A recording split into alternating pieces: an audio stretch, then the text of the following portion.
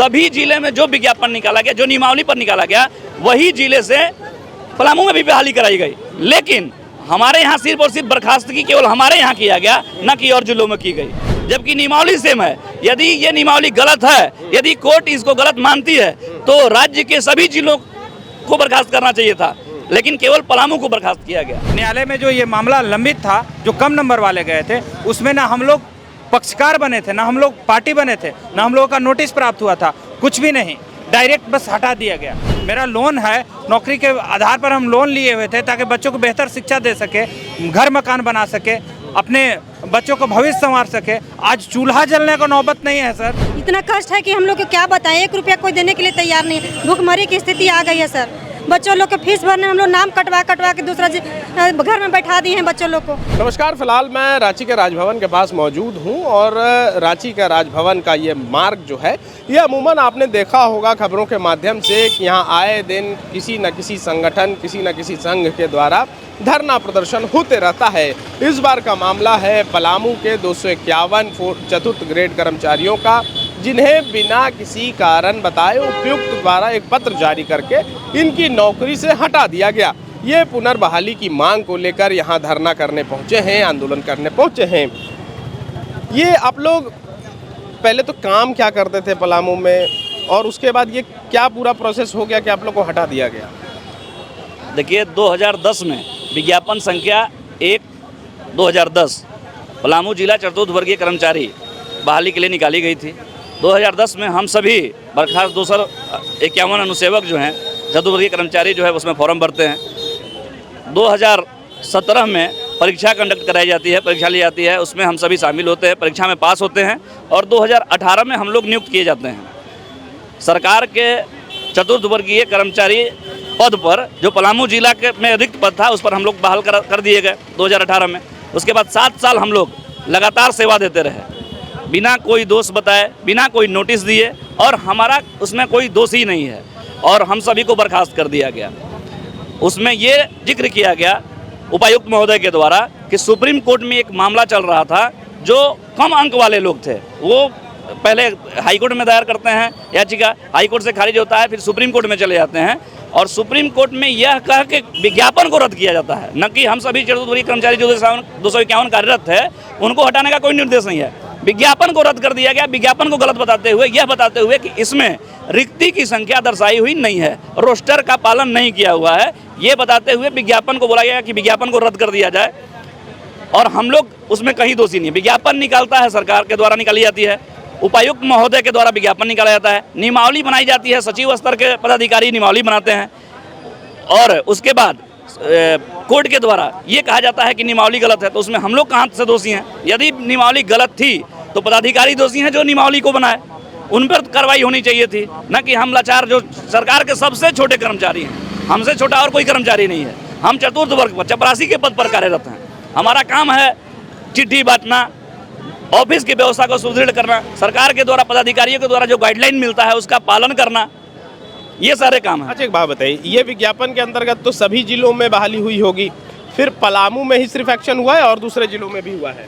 देखिए, सभी जिलों में नियमावली सेम है, विज्ञापन अलग अलग निकला, कहीं 2009 में निकला, कहीं 2010 में निकला, कहीं 11 में निकला, ऐसे करके 24 जिलों में विज्ञापन को निकाला गया। चूँकि ये चतुर्थ वर्गीय कर्मचारी का बहाली था, ये बहाली जिलावार होता है, इसलिए सभी जिलों में विज्ञापन अलग अलग निकला, नियमावली एक ही है। विज्ञापन भले अलग अलग नाम से निकला हो, अलग अलग साल में निकला हो, लेकिन नियमावली एक ही है। यदि विज्ञापन को सरकार कोर्ट के द्वारा गलत बताया गया, तो ये पूरे झारखंड में लागू होना चाहिए था, केवल पलामू के लिए ये नियमावली नहीं है। हम सबसे पहले जब झारखंड बना तो कोडरमा में बहाली कराई गई चतुर्थ वर्गीय कर्मचारी का, और वहीं से पत्राचार कर नियमावली को हमारे यहाँ पलामू में लिया गया, और सेम नियमावली जो कोडरमा में बहाली हुई थी, जो लातेहार में हुई, जो खूंटी में हुई, जो रांची जिला में हुई, सभी जिले में जो विज्ञापन निकाला गया, जो नियमावली पर निकाला गया, वही जिले से पलामू में भी बहाली कराई गई। लेकिन हमारे यहाँ सिर्फ और सिर्फ बर्खास्तगी केवल हमारे यहाँ किया गया, न कि और जिलों में की गई, जबकि नियमावली सेम है। यदि ये नियमावली गलत है, यदि कोर्ट इसको गलत मानती है, तो राज्य के सभी जिलों को बर्खास्त करना चाहिए था, लेकिन केवल पलामू को बर्खास्त किया गया। ये दोहरी नीति सरकार के द्वारा की गई है। अब क्या मांग कर? हमारी सरकार से यही मांग है कि सरकार यदि कोर्ट में जो है ये गलत साबित हुआ है विज्ञापन, तो इसके लिए सरकार को रिव्यू पिटीशन फाइल करना चाहिए था। इसमें तो हम लोग का कोई दोष नहीं है, सरकार हारी है केस, अभ्यर्थी तो हारे नहीं है केस, क्योंकि सरकार था पार्टी इसमें, तो सरकार को रिव्यू में जाना चाहिए और हम लोग को पुनः हमारे कार्य पर समायोजित करे। हम यही सरकार से मांग करते हैं। कौन कौन से विभाग में कार्यरत थे आप?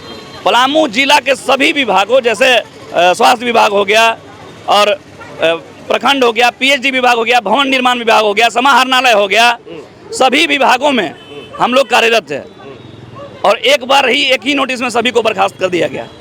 ये जो आप पहले सबसे कौन से विभाग में कार्यरत थे? सर मैं स्वास्थ्य विभाग में कार्यरत था। टेक्निकलिटीज क्या है, क्या बोल के आप लोग को हटाया गया? सर पहली बात तो यही अफसोस है कि कुछ बोल करके, कोई पेपर दे करके, कुछ कह करके हटाया जाता तो अफसोस नहीं होता सर, लेकिन कोई पेपर नहीं, कोई सूचना नहीं, कोई नोटिस नहीं, कोई स्पष्टीकरण नहीं और हटा दिया गया। और सबसे बड़ी बात है सर कि भारत के संविधान में ये भी है कि किसी के विरुद्ध अगर कोई मामला पारित करते हैं, आदेश पारित करते हैं, अगर उसको उस मामले में पक्षकार नहीं बनाए हैं, उसको नहीं सुने हैं, तो आप पारित नहीं कर सकते हैं, हटा नहीं सकते हैं। लेकिन सबसे बड़ी चीज़ है कि जो माननीय न्यायालय में जो ये मामला लंबित था, जो कम नंबर वाले गए थे, उसमें ना हम लोग पक्षकार बने थे, ना हम लोग पार्टी बने थे, ना हम लोगों का नोटिस प्राप्त हुआ था, कुछ भी नहीं, डायरेक्ट बस हटा दिया गया। और सुप्रीम कोर्ट ने यही कहा है कि ये विज्ञापन में पदों की संख्या उल्लेख नहीं था, इसलिए विज्ञापन को रद्द किया जाता है। हम सभी को बर्खास्तगी के लिए नहीं बोला है, विज्ञापन में पदों की संख्या नहीं उल्लेख हुआ था, इसलिए विज्ञापन को रद्द किया है। सुप्रीम कोर्ट ने कभी नहीं कहा कि इनको हटा दीजिए। सर विज्ञापन में पद की संख्या उल्लेख करने के लिए क्या मैंने उपायुक्त पलामू का हाथ को रोक रखा था? उनका काम था ना, उनका विज्ञापन में पदों की संख्या उल्लेख करना, आरक्षण रोस्टर का पालन करना। कोई और एग्जाम था तो उसको भी उल्लेख करना, हम उसको भी फेस करते। लेकिन सर हम लोग ने जब 8 साल आज नौकरी कर लिया और सेवा संपुष्टि प्राप्त कर ली और हमने, मेरा एक उम्र चला गया, आज हम सर किसी भी न्यू वैकेंसी में अप्लाई करने योग्य नहीं बचे हैं। मेरा ज़िंदगी तो आप ले लिए सर, हम लोन ले करके रखे हुए हैं। मेरा लोन है, नौकरी के आधार पर हम लोन लिए हुए थे ताकि बच्चों को बेहतर शिक्षा दे सके, घर मकान बना सके, अपने बच्चों को भविष्य संवार सके। आज चूल्हा जलने को नौबत नहीं है सर, और हम लोन कैसे भरें सर? मेरे 251 अनुसेवकों में 225 अनुसेवक ऐसे हैं जिन पर 5 लाख, 7 लाख, 10 लाख का लोन चल रहा है। अब उनके घर दूर पर बैंक के अधिकारी कर्मचारी डेली चक्कर काटते हैं, वो मानसिक तनाव में जी रहे हैं सर। वो इतने तनाव में जी रहे हैं कि उनके पूरा परिवार मतलब आत्महत्या के कगार पर पहुंच गई है सर। जी। अच्छा, आप लोगों को कब पता चला कि आप लोग की नौकरी अब खत्म हो गई है? सर जब ये जिला प्रशासन में इसका हलबल चला कि वो विज्ञापन सुप्रीम कोर्ट रद्द कर दिया है, तो प्रेस मीडिया के माध्यम से हम लोगों को जानकारी हुआ कि वो विज्ञापन शायद कुछ जिला प्रशासन की उसमें कोई कमी रह गई थी या कोई पालन नहीं किया गया था, इसकी वजह से वो रद्द कर दिया गया है। तब हम लोग को सूचना प्राप्त हुआ, लेकिन ऑफिशियली बर्खास्तगी का कोई पत्र, कोई नोटिस, कोई पेपर कुछ भी नहीं आया। सुने हुए थे सर कि सरकारी नौकरी मिलना जितना कठिन है, उससे ज़्यादा सरकारी पद से हटाने में भी प्रक्रिया है। लेकिन सर बिना नोटिस, बिना सूचना, बिना पत्र के आधार पर बस एक हस्ताक्षर करके एसी रूम में बैठ करके हस्ताक्षर करके और नोटिस विभाग को भिजवा देते हैं, वे मुझे नहीं विभाग को, कि कल से इनकी सेवा नहीं लेनी है। बताइए सर कहाँ ये जायज़ है? सर हम लोगों ने सरकार को एक बहाली प्रक्रिया भर करके और प्रक्रिया के थ्रू आया था। सर मेरा सर्टिफिकेट अगर जाली होता, प्रमाण पत्र अगर गलत पाए जाते, हमारी सेवा गलत पाई जाती, हमारी सेवा में कोई टूट होती या हम भ्रष्टाचार के शिकार पाए जाते, तो अगर मुझे हटा देते तो मुझे कोई अफसोस नहीं थी। लेकिन सरकार की गलतियों का खामियाजा मुझे भुगतना पड़ रहा है, यही मुझे बहुत बड़ी अफसोस है सर। ये कौन से महीने की बात है जब आप लोगों को पता चला कि अब कल से आप लोगों को नहीं आना है? सर फरवरी 2025 की बात है, फरवरी 2025 की बात है। लगभग 20-21 तारीख था जो हम लोगों को ये पता चला, और 28 या 29 तारीख को ये फरमान जारी कर दिया जाता है कि आप सेवा में नहीं। मतलब 1 मार्च से आप लोग का ड्यूटी खत्म? 1 मार्च से पूरा ड्यूटी खत्म है सर। 6 महीना से लगभग 5-6 महीना से बेरोजगार है। मार्च से आप लोग की नौकरी खत्म कर दी गई, उसके बाद से कैसे चल रहा है? फरवरी तक हम लोग रहे, फरवरी तक हम लोग को वेतन मिला भैया। इसके बाद हम लोग मार्च से हट गए, बर्खास्त हो गए हम लोग। वहाँ बिना कोई गलती के, कुछ भी गलती नहीं था हम लोग को। सरकार के यहाँ से सुप्रीम कोर्ट से आता है आदेश कि पलामू जिला के सभी चतुर्थ वर्गीय कर्मचारी को बर्खास्त हो गए हैं, उन लोग को हटा दिया जाए। तो हम लोग को हटा दिया गया, लेकिन कोई भाई लोग सब अनुसेवक लोग हैं, 251 है, सब पलामू से हैं हम लोग। किसी का कोई गलती नहीं, कोई 10 साल नौकरी किया, कोई 7 साल नौकरी किया, कोई 4 साल नौकरी किया। सब मतलब इसमें 80-90 लोग तो करीब लोन ले चुके हैं, और लोन ले चुके हैं तो बैंक से भी बहुत बार फ़ोन आ रहा है, बहुत तरह के परेशानी हो रहा है हम लोग के साथ। देखिए हम लोग बच्चा लोग को फ़ी नहीं भर पा रहे हैं, खाने पीने में दिक्कत हो जा रहा है, मतलब हर चीज़ का परेशानी। किसी का लड़की का शादी करना है, किसी का कुछ परेशानी तो इतना हो गया है भैया हम लोग को कि मत कहिए। दर दर का ठुकरे खाते चल रहे हैं एकदम। 4 महीना से इधर उधर सभी के पास, किसके पास नहीं गए, राज्य सरकार के पास गए, मुख्य सचिव के पास गए और ये वित्त मंत्री के पास गए। हम लोग का पुकार कोई नहीं सुन रहा है। हम लोग बहुत रिक्वेस्ट कर रहे हैं कि हम लोग को समायोजित कर लिया जाए, फिर से नौकरी दे दिया जाए, पुनः बहाल कर लिया जाए, लेकिन हम लोग का कोई सुनने वाला नहीं है। अभी पलामू में भी 3 दिन हम लोग धरना वहाँ भी दिए, इसके बाद यहाँ आए हैं।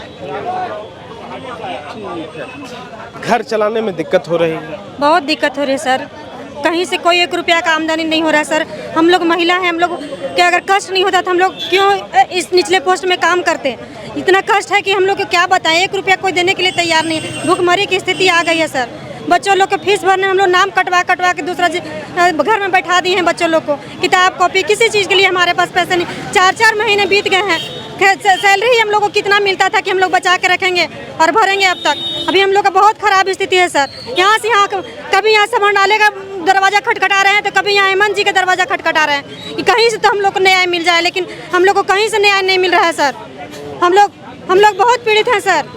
रोजी रोटी हम लोग का मार दिया गया है, पेट में लात मार दिया गया है सर। क्या मांग कर रहे हैं? हम लोग 251 जो अनुसूचक जो पहले से हम लोग काम कर रहे थे, वो उसी प्रकार हम लोग को समायोजित करके हम लोग पुनः नौकरी दे दिया जाए।